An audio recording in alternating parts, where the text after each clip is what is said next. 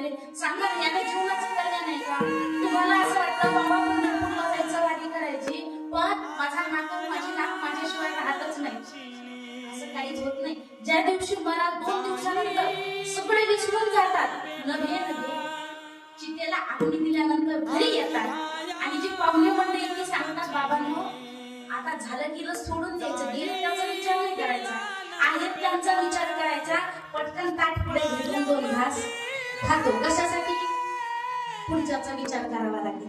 मग आपण गेल्यानंतर आपले सुद्धा पुढचाच विचार करणारे, आपल्याला गेलं म्हणून सोडून देणार. मग यामध्ये आपल्या जीवनाचं कल्याण होईल. एक सांगते मी, या संसारात किती पण गुंतलं हा तुमचा संसार होऊ शकत